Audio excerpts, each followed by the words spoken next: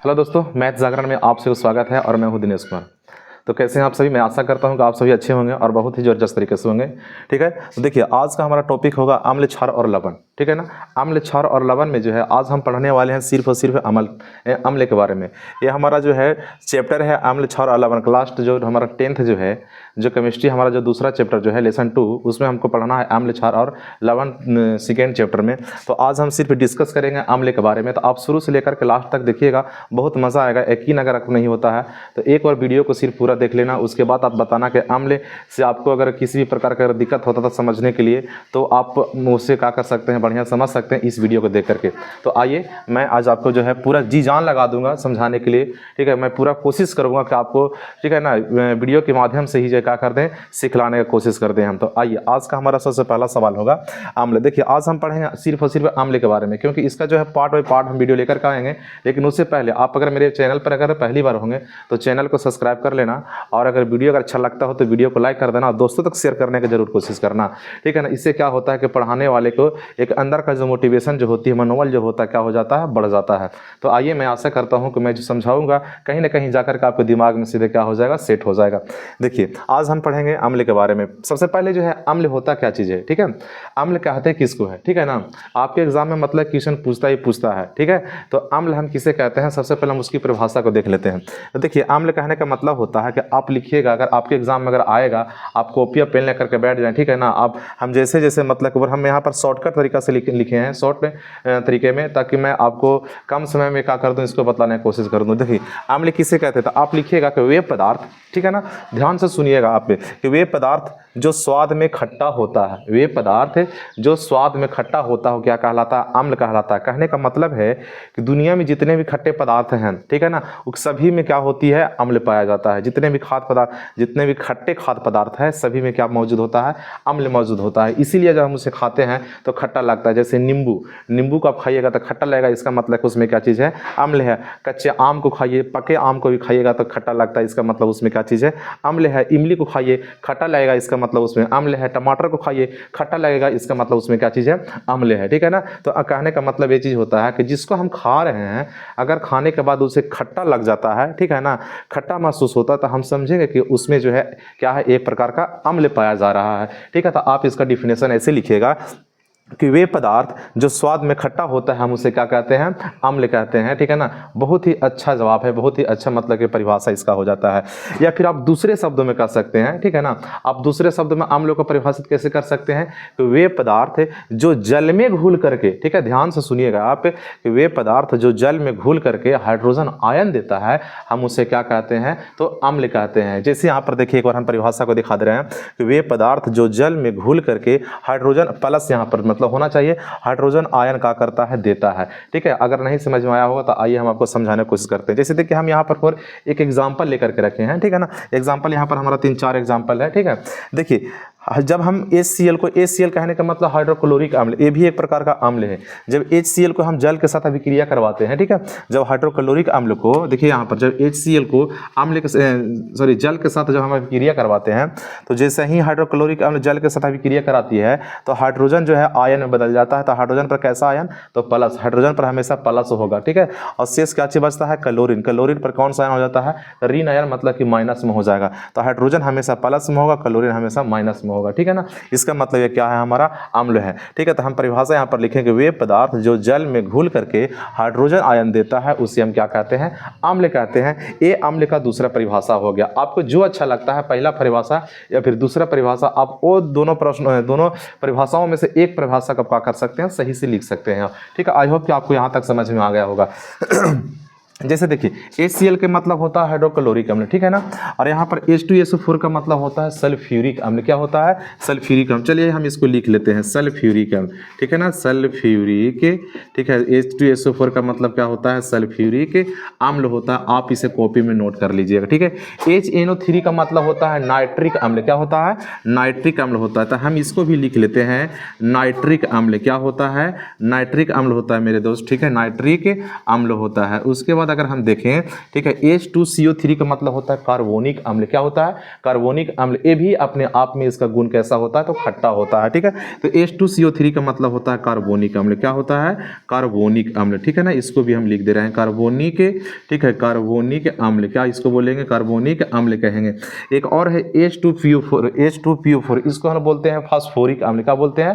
Phosphoric अम्ल बोलते हैं। इसका भी स्वाद क्या होता है? खट्टा होता है। इसे हम क्या बोलते हैं? फास्फोरिक अम्ल बोलते हैं। क्या बोलते हैं?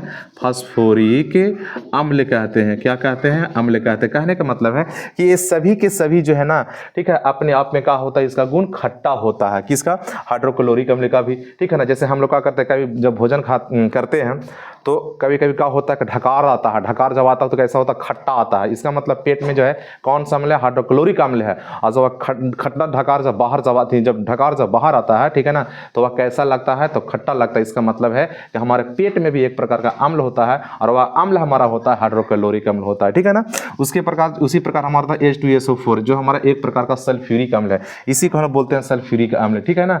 उसके बाद HNO3 मतलब नाइट्रिक अम्ल, H2CO3 होता है कार्बोनिक अम्ल और H2PO4 का मतलब होता है फास्फोरिक अम्ल। आई होप कि आपको यहाँ तक समझ में आ गया होगा। तो आइए हम इसके आगे ही बताने की कोशिश करते हैं। अब हम पढ़ेंगे अम्ल का गुण। हम कैसे पहचान सकते हैं कि कौन अम्ल है? उसका कुछ ना कुछ तो गुण होता है, ठीक है ना। मतलब उसकी कुछ ना कुछ मेरिट होती है। देखिए, तो हम क्या कहेंगे, अम्ल का गुण जो है निम्नलिखित है, ठीक है। अगर प्रश्न आपको आएगा कि बताइए अम्ल का गुण बताइए, ठीक है। सबसे पहले परिभाषा पूछेगा, क्वेश्चन पूछेगा अम्ल किसे कहते हैं, इसके गुण बताइए। तो आप सबसे पहले अम्ल का परिभाषा लिख लीजिएगा, एक आध दो उदाहरण दे दीजिएगा और उसके बाद लिखिएगा कि अम्ल का गुण इस प्रकार से है, ठीक है ना। तो आप कॉपी में इसको भी नोट कर लेना कि अम्ल का गुण जो होता है, सबसे पहला गुण कहता है कि अम्ल जो होता है ना भाई, स्वाद में खट्टा होता है। कैसा होता है? खट्टा होता है। आप जब मुझे जीभ पर रखिएगा, रख करके जब चखिएगा ना, तो अपने आप को क्या होता है? खट्टा महसूस होने लगता है। जैसे हमने अभी बताया, नींबू का रस को आप करिए, जीभ पर रखिए, आम को खाइए, ठीक है, खट्टा लगेगा, इमली को खाइए, खट्टा लगेगा। मतलब ऐसे ऐसे कुछ मतलब क्या है, खाने वाली चीज़ें, जैसे टमाटर हो गया, खट्टा लगेगा। इसमें सब क्या होती है? तो अम्ल मौजूद होता है पर्याप्त मात्रा में। दूसरा कहता है कि अम्ल जो है जब धातु से अभिक्रिया करेगा ना, यहाँ पर ध्यान से सुनिएगा आप लोग, ठीक है, कि जब धातु, ठीक है, अम्ल जो है धातु से अभिक्रिया करके हाइड्रोजन गैस क्या करता है? बाहर निकाल देता है। जब अम्ल, ठीक है, जब अम्ल जो है जब अम्ल धातु से अभिक्रिया करता है, तो धातु से अभिक्रिया करने के बाद जो होता है, हाइड्रोजन गैस जो है बाहर निकल जाता है, मतलब कि उड़ जाता है, विक्षेपित हो जाता है, ठीक है। इसका क्या चीज़ है? गुण है। मतलब कि हम अम्ल को कैसे पहचान सकते हैं? तो हम क्या लिखें दूसरा में कि धातु से अभिक्रिया करके हाइड्रोजन गैस क्या हो जाती है? बाहर निकल जाती है। सपोज आपके हम एक एग्जाम्पल के माध्यम से हम समझाएंगे मेरे दोस्त, ठीक है। आप सिर्फ देखते चले। जैसे हमने यहाँ पर एक एग्जाम्पल लिया है, क्या कहा था कि जब अम्ल को, देखिए HCl हमारा अम्ल है, जब कहा है अम्ल को जब धातु के साथ, Na कहने का मतलब सोडियम हमारा धातु है, जब सोडियम को जब आप हाइड्रोक्लोरिक अम्ल के साथ अभिक्रिया करवाइएगा, तो अभिक्रिया करवाने के बाद जो होता है, क्या बोला कि हाइड्रोजन गैस बाहर निकल जाता है, हाइड्रोजन गैस बाहर निकल जाता है। तो देखिए यहाँ पर हाइड्रोजन बैठा हुआ है, तो हाइड्रोजन को पहले आप बाहर निकाल दीजिए। तो जब आप यहाँ से हाइड्रोजन को बाहर निकाल देते, क्या चीज बचा? Cl बचा, यहाँ पर Na बचा। तो Na जो है Cl के साथ अभिक्रिया कर लेता है, मतलब सोडियम जब क्लोरीन के साथ अभिक्रिया करती है तो सोडियम क्लोराइड बनाता है। क्या बनाता है? Sodium chloride. और सोडियम क्लोराइड जो है एक प्रकार का लवण है। क्या है? लवण है। आप इसको कॉपी में नोट कर लेना। सोडियम जो है एक प्रकार का क्या चीज़ है? लवण है, जिसको हम लोग क्या कहते हैं? नमक। जो हम लोग घर में जो खाते हैं ना, ठीक है, वो जो भोजन में जो डलाया जाता है, मतलब कि साग सब्जी मतलब व्यवहार में लाते हैं, वो हमारा क्या होता है? नमक होता है। उसी को हम लोग लवण बोलते हैं, ठीक है ना। तो NaCl जो है लवण बना लेता है और हाइड्रोजन गैस देखिए बाहर, तीर जो है ऊपर का इशारा दे रहा है ना, इसका मतलब है गैस का हो गया है, मतलब कि उड़ गया है, बाहर हो गया है। वो बात समझ में आ गया ना। तो ये हमारा क्या चीज़ था? मतलब कि अम्ल का दो गुण था, ठीक है। मैं विश्वास करता हूँ कि आपको यहाँ तक समझ में आ गया होगा। आइए मैं आप आगे बताने की कोशिश करता हूँ। देखिए अब हमें नेक्स्ट स्टेप पढ़ना है कि अम्ल के प्रकार, ठीक है। अम्ल आज पूरा हम खत्म कर देंगे। आज का हमारा टॉपिक होगा सिर्फ और सिर्फ अम्ल। कल हम देखेंगे, ठीक है ना, भस्म के बारे में, मतलब कि क्षार के बारे में, ठीक है। तो आज सिर्फ और सिर्फ हम अम्ल के बारे में देखेंगे। देखिए आप पूछेगा कि अम्ल का कितने प्रकार होते हैं, ठीक है। तो आपको याद होना चाहिए मेरे भाई कि अम्ल के जो है दो प्रकार होता है। अम्ल कितने प्रकार? दो प्रकार। मतलब अम्ल जो है दो तरह का होता है। कितने तरह का? दो तरह का होता है। एक होता है प्रबल अम्ल और एक होता है दुर्बल अम्ल। एक होता है प्रबल अम्ल, एक होता है दुर्बल अम्ल। आप सिर्फ ध्यान से सुनते चलो, मैं पूरा मतलब आपको विश्वास कराता हूँ कि बहुत ही अच्छे ढंग से आपको समझा करके रख दूंगा, ठीक है। अम्ल के दो प्रकार है, एक होता है प्रबल अम्ल और एक होता है दुर्बल अम्ल। अब प्रबल कहने का मतलब होता है मजबूत, प्रबल मतलब मजबूत होता है, और दुर्बल कहने का मतलब होता है कमजोर। दुर्बल कहने का मतलब कमजोर होता है। तो हमने यहाँ पर क्या लिखा है कि अम्ल के कई प्रकार होता है? तो अम्ल के 2 प्रकार होता है, आपको याद रखना, ठीक है। पहला क्या है? तो कहता है पहला है प्रबल अम्ल। क्या है? प्रबल अम्ल। प्रबल अम्ल में कौन कौन सा आ जाएगा? प्रबल अम्ल के उदाहरण, प्रबल अम्ल कहने का मतलब है कि जिसको अगर हम खाएंगे ना तो उसको हम पचा नहीं सकते, वो सीधे हमारा शरीर पर क्या कर लेगा? अभिक्रिया कर लेगा। जैसे सल्फ्यूरिक अम्ल को हम लोग बोलते हैं बैटरी वाला अम्ल। बैटरी वाला अम्ल अगर आपको शरीर पर कहीं पर गिर जाएगा ना तो आपको शरीर को सीधे क्या कर देगा? जला देगा। मतलब उसमें इतनी ज़्यादा पावर होता है, ठीक है ना, बहुत ही उच्च पावर होता है उसमें, ठीक है ना, जिसके चलते से जो है हम लोग क्या करते हैं? प्रबल अम्ल से जो है बहुत ही ज़्यादा दूर रहते हैं, ठीक है, क्योंकि हमारे लिए वह जरूरी नहीं है। सिंपल सी भाषा में आप समझिएगा। तो प्रबल अम्ल का उदाहरण क्या क्या चीज़ हो जाएगा? तो H2SO4 हो जाएगा, हाइड्रोक्लोरिक अम्ल हो जाएगा। कहने का मतलब होता है कि जिसको हम क्या कर सकते हैं? यूज में नहीं ला सकते हैं, काम उसको हम नहीं कर सकते हैं, ठीक है ना। तो ये अम्ल क्या कहलाता है? प्रबल अम्ल कहलाता है, ठीक है। तो प्रबल अम्ल का मतलब वो क्या बोलते हैं उसको हम लोग? मजबूत, सबसे, ठीक है ना, सबसे मजबूत अम्ल उसको हम बोल सकते हैं। एक होता है दुर्बल अम्ल। पहला प्रबल अम्ल और दूसरा क्या बताया? दुर्बल अम्ल। दुर्बल अम्ल कहने का मतलब कमजोर अम्ल। अब दुर्बल अम्ल कहाँ कहाँ पर? तो जिस चीज़ों को हम लोग खा रहे हैं ना और जो खट्टा लग रहा है, जिन चीज़ों को हम खा रहे हैं, खाने वाले जो चीज़ है, जैसे फल हो गया, अधिकतर फलों को हम लोग क्या करते हैं? खाते हैं, ठीक है।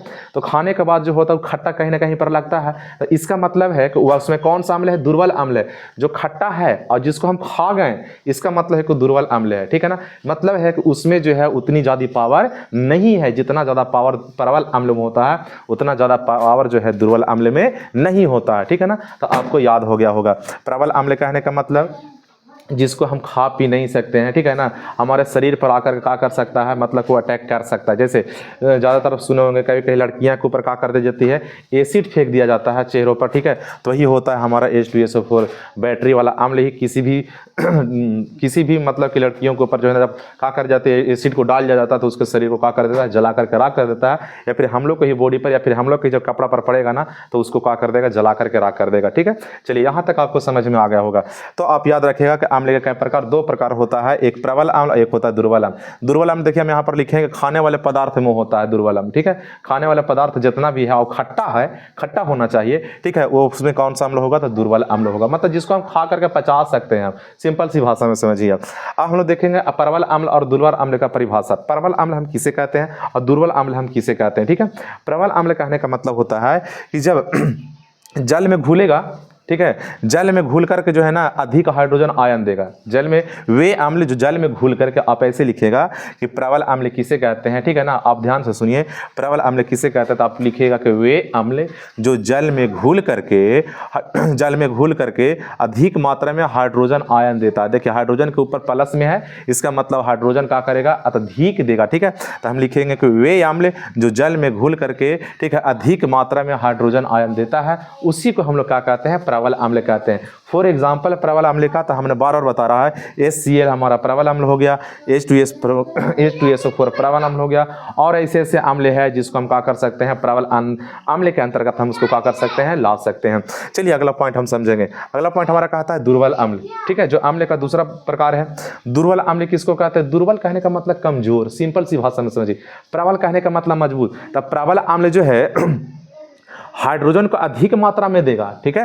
देखिए हम यहाँ पर लिखें कि जल में घुल करके हाइड्रोजन अधिक देगा, लेकिन दुर्बल अम्ल जो है जल में घुल करके हाइड्रोजन को कम देगा, ठीक है ना।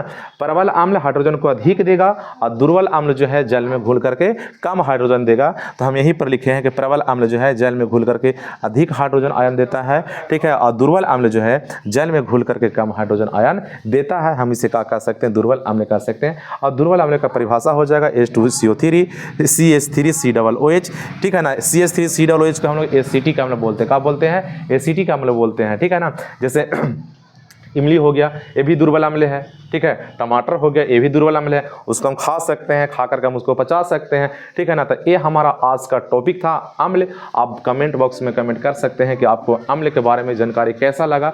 आप अगर सच में अगर ऐसा आपने पढ़ा होगा तो कमेंट बॉक्स में कमेंट करना, ठीक है। फिर हम आपको नेक्स्ट वीडियो में लेकर के आएंगे। मतलब कि क्या था अम्ल, अब इस अगले वीडियो में हम लेकर के आएंगे क्षार के बारे में, जिसे हम भस्म के नाम से जानते हैं।